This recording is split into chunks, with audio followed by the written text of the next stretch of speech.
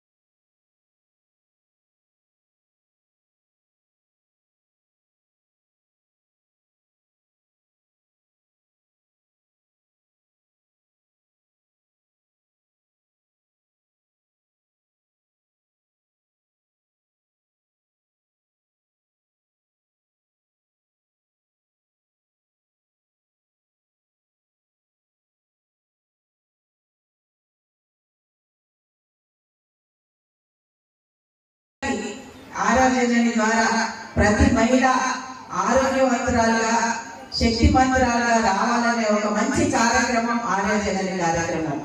ఈ కార్యక్రమం ద్వారా మన రామకృష్ణ సేవా సమితి వారు ధ్యానం, యోగా, ప్రాణాయామం, ఇంకా ఒత్తిడి, పిల్లల కడుపులో ఉన్న బిడ్డ బాగుండాలని, ఆ బిడ్డపై ఒత్తిడి లేకుండా ఉండాలని ఒక శాస్త్రీయమైన విధానంతో పాటు ఆధ్యాత్మిక స్పర్శ ఉండే విధంగా ఈ కార్యక్రమాన్ని సేవా సమితి వారు తీసుకోవడం చాలా సంతోషం.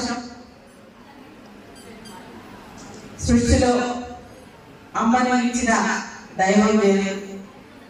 తల్లి ఎక్కడం అంటే చాలా గొప్ప అవకాశం. ఎంత కష్టం ఉన్నా కానీ తల్లి బిడ్డని 9 మాసాలు మోసి కానీ వారిని పెంచాలే మంచి అనే ఆలోచనతో తీసుకెళ్ళేటువంటి తల్లిదండ్రులు. ఆ తల్లి ఆరోగ్యంగా ఉన్నప్పుడే బిడ్డ ఆరోగ్యంగా ఉంటుంది. పుట్టిన బిడ్డ కూడా పుట్టబోయే బిడ్డని కడుపులో ఉన్నప్పుడే మంచి పోషకాహారంతో పాటు మానసికంగా స్ట్రెస్ లేకుండా ఉండే విధానం కావాలి.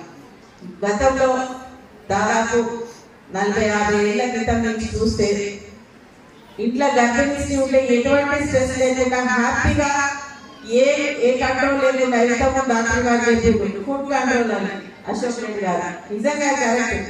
శ్రీమంతం అంటే సకినాలు, గంజలు, మడుగులు, అన్ని రకాల నువ్వుల ముద్దలు ఇవన్నీ కూడా మంచిగా పెట్టి మంచిగా తినబెట్టేవాళ్ళు మా కాలంలో. అంటే హ్యాపీగా గర్భిణీ అంటే ఏది నచ్చించేది తినేటువంటి పరిస్థితి ఉండేది. అంటే ఆ అన్ని రకాల ఫలాలలో అన్ని పోషకాహారాలు ఆటోమేటిక్గా ఉండేది. ఇప్పుడు ప్రత్యేకంగా పోషకాహారాల కోసం ఇవి తినాలి అవి తినాలన్నది న్యాచురల్ గా ఇంట్లో దొరికే ప్రతి ఒక్కటి కూడా మనం తినే విధానం మనం అలవర్చుకోవాలి.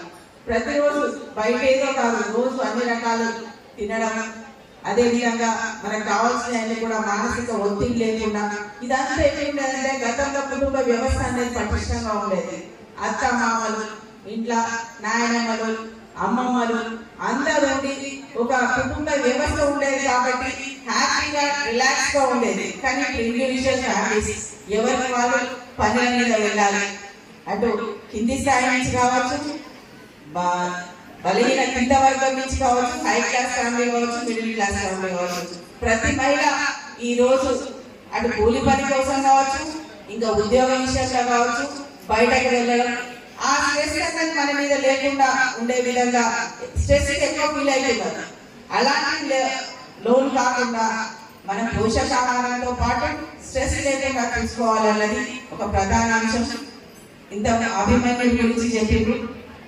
గర్భంలో ఉండగానే అంటే మనము స్ట్రెస్ లేకుండా మనం కడుపులో ఉన్న బిడ్డని అంత మనం హ్యాపీగా ఉంటే వాళ్ళు బాగుంటారు. ఇక పోషకాహార విషయానికి వస్తే ఈరోజు అంగన్వాడీ కేంద్రాలలో పోషకాహారం ఇచ్చే విధంగా గౌరవ ముఖ్యమంత్రి శ్రీ రేవంత్ రెడ్డి గారు బాలామృత్ పేరుతోటి వారికి పోషకాహారం మిల్లెట్స్ అవన్నీ ఇస్తున్నారు. దీంతో పాటు వారికి ఏది కావాలన్నా కానీ గుడ్డు కానీ మిగతా అన్ని కూడా ఇస్తూ గర్భిణీ స్త్రీలకి ఏది కావాలని చూసుకుంటున్నారు. దాంతో పాటు అక్కడ ఉన్న పిల్లలు కూడా 5 years వరకు వాళ్ళకి మంచిగా అన్ని ఫుడ్ అందించి చూసుకొని ఎవరైతే అంగన్వాడీ కేంద్రాల్లో చదువుకుంటున్నారో వారికి గవర్నమెంట్ స్కూల్స్ లో కూడా ఇచ్చే విధంగా గౌరవ ముఖ్యమంత్రి గారు శ్రీ రేవంత్ రెడ్డి గారు ప్రత్యేక శ్రద్ధ వహించి అంగన్వాడీ కేంద్రాలను అదే విధంగా అంగన్వాడీ ఆశా వర్కర్స్ కూడా తయారు చేసి వాళ్ళు కలిసి పనిచేసే విధంగా కార్యక్రమాలు తీసుకుంటూ ఈ రోజు గ్రామీణ ప్రాంతంలో కావచ్చు, అర్బన్ ఏరియాస్ లో, స్లమ్ ఏరియాస్ లో కావచ్చు, ప్రతి చోట ఉండే అంగన్వాడీ కేంద్రాల్లో పటిష్టంగా ఉండే విధంగా వారు చర్యలు తీసుకుంటున్నందుకు ఈ వేదిక ద్వారా వారికి ముఖ్యమంత్రి గారు ఈ ఏజ్ లో ఇంత కష్టపడి ఇంత మంచి మంచి ప్రోగ్రామ్స్ చేస్తుంటే నాకైతే చాలా సంతోషంగా అనిపిస్తుంది. ఈ రోజు విశాల్ మా బాబుది ఊర్లో ఒక చిన్న ప్రోగ్రామ్ ఉండే, అటు కూడా వెళ్ళకుండా సరే బాబు ఎప్పుడు నా మనసులో ఉంటాడు, ఇలాంటి వాళ్ళందరినీ కలుసుకోవడం నా అదృష్టంగా భావించి మా బాబాయ్ గారు ఇంత మంచి ప్రోగ్రామ్ చేస్తూ మమ్మల్ని ఇంత ఇంట్లో ఉన్న వాళ్ళని మోటివేట్ చేసి బయటకు తీసుకొస్తున్నారండి.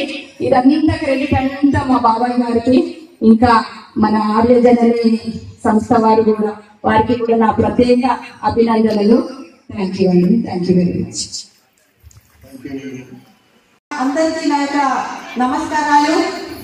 తర్వాత రేపు మంచి 12 బిడ్డని ఇవ్వబోతున్న మా గర్భిణీ తల్లులందరికీ కూడా నా నమస్కారాలు. అమ్మా, మీరందరూ అంగన్వాడీ టీచర్స్ ఆధ్వర్యంలో ప్రతి ఒక్క తల్లిని తీసుకొచ్చినారు. మళ్ళీ వాళ్ళని ఇంటికి తీసుకెళ్లి వాళ్ళకు అక్కడ భద్రత ఇచ్చేంత వరకు మన బాధ్యత ఉంది. తర్వాత ఇంకొక విషయం చెప్తాను. ఇందాక చెప్పారు కదా ఒక గర్భిణి ఎలా ఉండాలి. అమ్మ, 1000 రోజులు ఒకటి గుర్తు పెట్టుకోండి. 2 సంవత్సరాల వరకు ప్రపంచంలో నేను నా బిడ్డ ఎన్ని సమస్యలు ఉన్నా కూడా మనం పక్కకు తీసేయాలి. నా బిడ్డ అని చూసుకోండి. సమస్య అనేది ప్రతి ఇంట్లో ఉన్నది. తర్వాత మీకు అందుబాటులో అంగన్వాడీ టీచర్ ఉంది. సో మీకు ఏ సమస్య వచ్చినా అంగన్వాడీని తీసుకోండి. తర్వాత మనకి ఆరోగ్య లక్ష్మి కింద ఇప్పుడు ఇంకా పాలు తీసుకోవాలి, ఆకుకూర తీసుకోవాలి, గుడ్డు తీసుకోవాలి. ఇవి మొత్తం కూడా ఈ న్యూట్రిషన్ మన అంగన్వాడీలో ఉంది. ఒక పూట మీ ఇంట్లో 3 పూటలు తీసుకోండి. అంగన్వాడీలో ఒక పూట తీసుకొని మంచి బిడ్డని ఇవ్వాలని కోరుకుంటున్నాను. అందరికీ మరొకసారి కృతజ్ఞతలు. స్త్రీ వైద్యులు మాట్లాడారు. తర్వాత శిశువు జన్మం అయింది. శిశువు ఎప్పుడైతే బయటకు వచ్చిందో అప్పుడు మా పిల్లల వైద్య నిపుణుల యొక్క మా రోల్ స్టార్ట్ అవుతుంది. 3 విషయాలు చెప్తాను. వాస్తవంగా ఇప్పుడు మనం ఏ యుగంలో ఉన్నాం? ఆర్యజని కార్యక్రమం యుగం. ఇప్పుడు మనం ఏమంటాం? కలియుగంలో ఉన్నాం. కలియుగంలో ఉన్నాం. కానీ ఇప్పుడు ఒక కొత్త పేరు, ఎందుకంటే బాగా హైటెక్ ప్రపంచం. ఇప్పుడు హైటెక్ ప్రపంచంలో దీన్ని మన హైటెక్ యుగం అని కూడా పిలుస్తున్నాం. అంటే ప్రపంచం అంతా ఒక గ్లోబల్ విలేజ్, బాగా సాఫ్ట్వేర్ మొత్తం అంత హైటెక్. ఎందుకు చెప్తున్నా అంటే ఈ హైటెక్ యుగంలో ఈ సమయంలో ఎక్కువ శాతము ఒక హైటెక్ అలవాటు అయిపోయింది. అంటే ఈవెన్ పుట్టిన పిల్లలకు కూడా పాలు తాగించడానికి ఏడ్చినా, ఆడించాలన్నా, నిద్రపోవాలన్నా సెల్ ఫోన్ ముందర పెడుతున్నారు. అమ్మ దయచేసి వినండి, నేను పిల్లల వైద్య నిపుణులుగా చెప్తున్నా, ఇది చాలా తప్పు. సెల్ ఫోన్ ముందర పెట్టి నిద్రపోవాలి, తినాలి అని చెప్పే కార్యక్రమం ఏదైతే సెల్ ఫోన్ ఎట్టి పరిస్థితుల్లో పిల్లలకు ముందు పెట్టకూడదు. చిన్నపిల్లలు అప్ టు 21 years వరకు ఈ స్మార్ట్ ఫోన్ వాడకూడదు, చాలా డేంజర్. ఎంత హై టెక్నాలజీ డెవలప్ అయినప్పుడు కూడా, శాస్త్ర సాంకేతిక పరిజ్ఞానం ఎంతో అభివృద్ధి చెందినప్పుడు కూడా మన మూలాలు మర్చిపోవద్దు. డాక్టర్ లక్ష్మీనారాయణ గారు మా గురువు లాంటి వాళ్ళు, చాలా సీనియర్ ఉన్నారు. గణపతి సత్యనారాయణ స్వామి గారి శిష్యులు చెప్పారు. నేను ఒకసారి గణపతి సత్యనారాయణ స్వామి గారి వారి డిస్కోర్స్ ఉన్నప్పుడు వారు చెప్పింది నాకు చాలా ఫిక్స్ అయింది.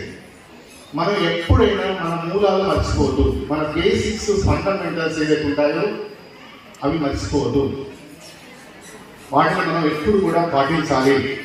ఈరోజు పెట్టిన కార్యక్రమం కూడా మన పూర్వీకులు ఎంతో, అంటే ఒక గర్భిణికి పోషక పదార్థాలు అందించడానికి, అన్ని రకాల పోషక పదార్థాలు అందించడానికి, అంటే 9 రకాల పలహారాలు, 12 రకాల పలహారాలు చెప్పేసి ఏదైతే ప్రధానమైన కార్యక్రమంలో అది చాలా చక్కటి ఆలోచన చేసింది. అంటే అలా మన కార్యక్రమం, మనకు పూర్వీకులు పెట్టిన సాంప్రదాయాలు, ఆచారాలు చాలా గొప్పవి. మనం వాటిని మర్చిపోకూడదు. అంటే ఒక గర్భంలో ఉన్న పాప ఎప్పుడైతే కాన్సెప్షన్, ఎప్పుడైతే పుట్టుక ప్రారంభమైందో డెలివరీ అయ్యేంత వరకు ఒక మనం బిల్డింగ్ గర్భంలో, భూగర్భంలో మనం చేసే ఫౌండేషన్ లాంటిది. భూగర్భంలో ఫౌండేషన్ ఎంత స్ట్రాంగ్గా, ఎంత పర్ఫెక్ట్గా ఉంటే ఆ తర్వాత మన కన్స్ట్రక్షన్, అంటే జీవితాంతం 100 సంవత్సరాల జీవితానికి అది ఫౌండేషన్. సో ఆ గర్భంలో ఉన్నది, అంత గర్భంలో జరిగేది అంత స్ట్రాంగ్ ఫౌండేషన్, అంత చక్కగా జరగాలి. నెంబర్ 1. డెలివరీ అయిన తర్వాత 2 సంవత్సరాల వరకు మళ్ళీ భూమి మీద మనం మళ్ళీ ఫౌండేషన్ చేస్తాం. మళ్ళీ కొంత 4 feet to 5 feet చేస్తుంటాం. అది 2 years period, up to 5 years వరకు కూడా చిన్నపిల్లలు పెరిగే అది గర్భం మీద చేసే ఫౌండేషన్. ఈ 2 ఫౌండేషన్స్ స్ట్రాంగ్గా అయిన తర్వాత, చాలా చక్కగా నిర్మితమైన తర్వాత 100 సంవత్సరాల జీవితానికి కావాల్సిన అన్ని విషయాలు మనం దానివల్ల జరుగుతాయి. ఈ